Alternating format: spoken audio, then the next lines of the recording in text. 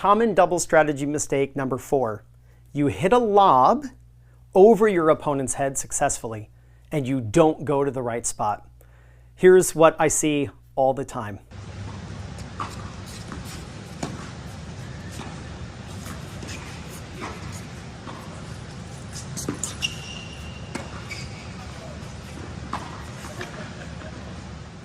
Now the fix for this is to simply think to yourself, when you successfully lob over your opponent's heads in doubles, put your toes on the service line. Hey guys, today I got a special treat for you. I'm gonna give you the entire video that Ryan made for us for TennisCon 6 on doubles mistakes. Normally what we do is we release like a small little preview for people, but this year to really celebrate, we're giving you the entire thing. Make sure you stick around to the end of this video too, because I'm gonna show you how you get your hands on every single video Ryan made for all the tennis cons. I think he's been with us pretty much every year, plus about 300 extra videos you can get your hands on from the best coaches on the planet. So let's go, Ryan, take it away. Hello, my name is Ryan Reidy, founder of 2minutetennis.net, and in this video we're going to cover 5 common double strategy mistakes and how you can avoid them. Mistake number 1, standing in the wrong place to start the point. Super common for the server, the server's partner, and the returner's partner to not be standing where they should be. When I see servers standing in the wrong place, I typically see them standing too close to the center as if they are a singles player. When you see the server's partner standing in the wrong place, they're usually too far off to the side, oftentimes standing with their outside foot on the singles line. And you'll really see the same thing from the returner's partner, standing too far over and just leaving the center of the court open. Let me show you what this looks like on court, and maybe you'll recognize this with yourself or some of the people you play against.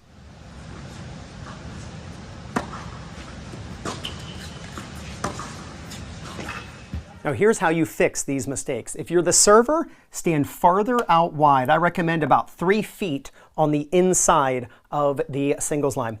If you're the server's partner, stand directly in the center of the service box. Just think of drawing an X, and you stand directly in the center. You can still cover the alley, but this way if a ball comes close to the center, you can poach it. If you're over here, you're not going to get any poachable balls, and nobody would even hit down the line anyway, so you don't even need a racket if you're standing out here, because you're never going to hit the ball. So you got to be in the middle of the box, and you can actually dominate at the net. And when you're the returner's partner, rather than worrying about the alley, worry about the middle. So stand either in the center of your service line or even slightly farther over. But this is what the point should look like at the beginning. Now let's check out the correction.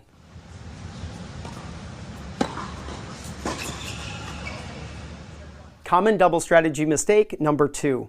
You're at the net and you have an overhead or a high volley, a ball that you're thinking you should crush it, you should end this point, and you end up hitting the ball back to the baseliner. When you're at the net and you have a high ball and you hit it to the baseliner, you're hitting it to the person farther from you. Said another way, you're hitting it to the person with more time to react. So the chances of winning the point go down for you, and they end up prolonging the point and you squander that opportunity. Here's what it looks like. It's super common. This is what it looks like on the court. My left shoulder just loosen up like it.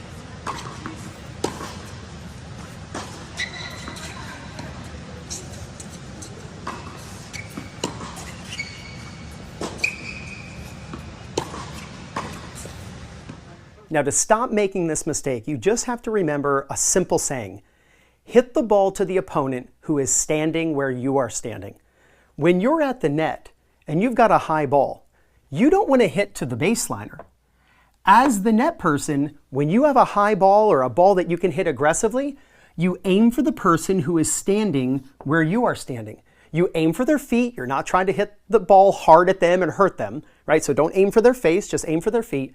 But you're going to hit the ball to the person with less time to react. Now you might be saying, but Ryan, why wouldn't I just hit it right through the middle?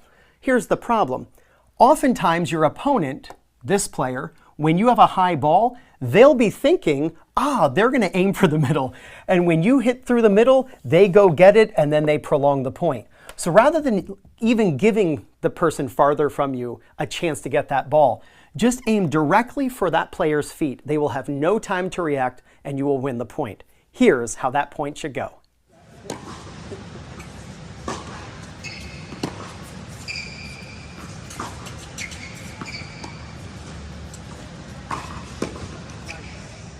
Common double strategy mistake number 3, not moving left and right with your partner.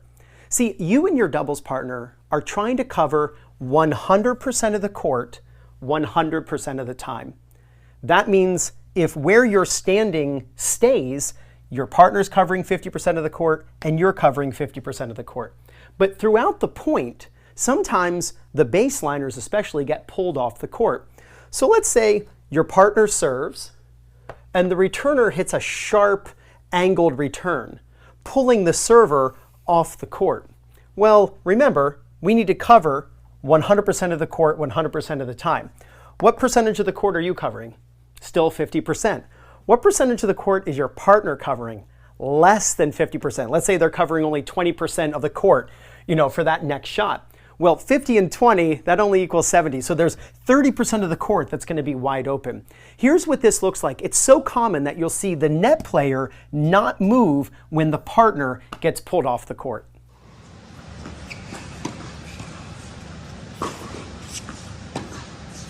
Now the solution for this is to simply move left and right with your partner like your windshield wipers on the front of a car.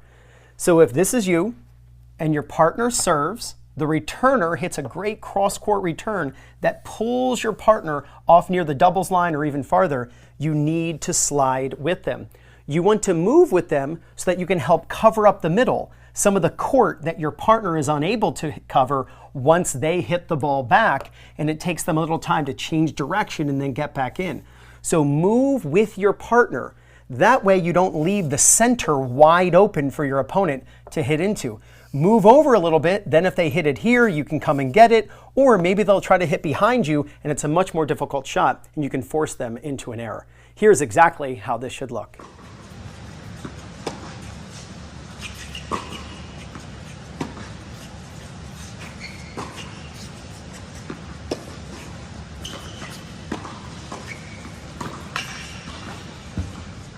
Common double strategy mistake number 4. You hit a lob over your opponent's head successfully, and you don't go to the right spot. Here's what I see all the time. Let's say the baseliners are in a cross-court rally, and this player, let's say this is you hit down the line, and you force this team to switch, and these two players, the person who lobbed you and your partner, put yourself in this position where this person might get really tight to the net, the lobber stays back. The reason this is a mistake is we have to think about what type of shot is going to be hit by this player. Remember, they're in a little bit of trouble. You just hit a lob back deep into the corner. This player is scrambling to go get it. This player switches. What shot is this player going to hit? They're most likely going to hit a lob. Well, what shot do you want to hit off of a lob? I hope you're saying overhead. You are not going to hit an overhead by staying behind the baseline. And you're not going to hit many overheads if you get really tight to the net. See, your opponent has to hit an awful lob for it to come anywhere near you at the net. And you would never want to hit overheads from behind the baseline, right? Unless you let the ball bounce first. And again, you're squandering the opportunity to hit an aggressive overhead. Here's what this looks like, because it's so common when you see a lob go down the line and these net players have no idea where to go. I can't wait, by the way, to show you what the solution is.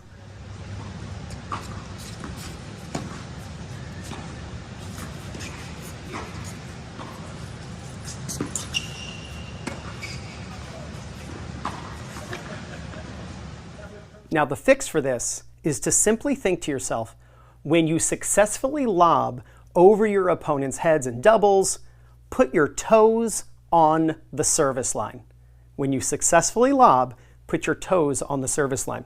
See, we know that when we lob and we force our opponents to switch, that we're most likely going to get this person in trouble. I mean, why else would we lob? We're doing it to get this person in trouble. The ball bounces, then goes back high again. Maybe they're at the back fence and the ball's up above their head. So they're going to pop a ball up. And remember, we want to hit an overhead off of that shot. Well, the best chance to hit an overhead is if we put our toes on the service line. See, when the lob is hit and it's a weak lob, you can always run forward. And then where should you aim? Think Mistake number 2, you want to aim for the person closer to you. So aim for that player, not hitting hard. We're just aiming at their feet. If they hit a medium lob, the ball's coming right to you. And even if they hit a great lob, you can still take 2 steps back and hit an overhead.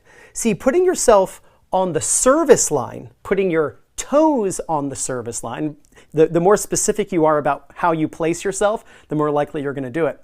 Putting your toes on the service line gives you the best chance to then hit the overhead toward the net person and win the point. This is what it looks like.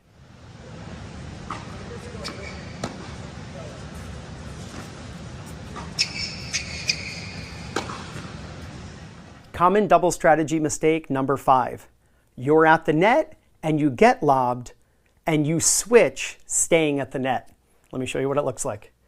Let's say this is you and your partner serves and the return is a lob down the line.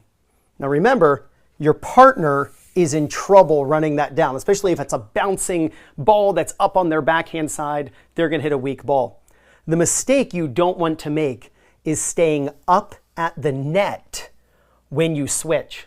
When you switch and you stay at the net, especially if these 2 players know to go to the service line with their toes on the service line, you're a dead duck. Because when you stay at the net and your partner's in trouble and they lob the ball up, guess what? That ball is coming right at you. You're now giving them a target to aim toward. Let me show you what this looks like, because this is one of the most common ways that players hurt their ability to win matches, and I can't wait to show you the fix.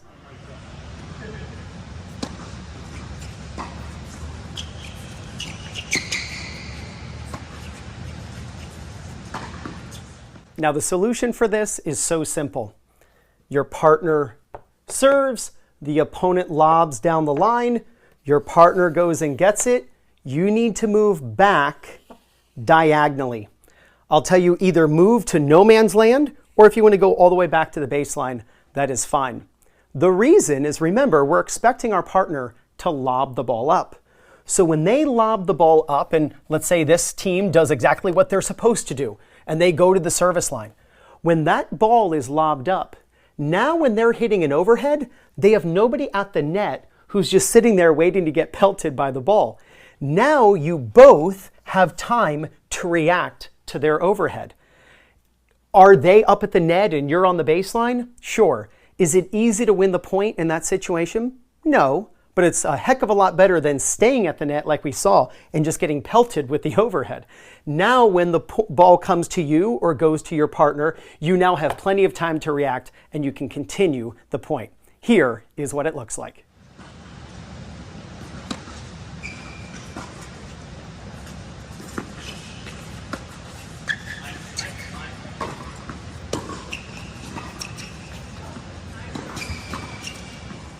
So fix these 5 common double strategy mistakes and there's no doubt you're going to gain confidence, win more matches, and play much better tennis. This is Ryan Reidy from 2minutetennis.net. You got this. Okay, so that was a pretty high quality lesson. So if you like that, you're going to love what I have for you next, because that's less than 1% of what we've done for TennisCon. And what I want you to do is get your hands on every single TennisCon we've ever created. I've never offered this before. So this year, for the low price of $67 until we start TennisCon, you can get your hands on all 10 TennisCons for just $67. That's the best coaches on the planet.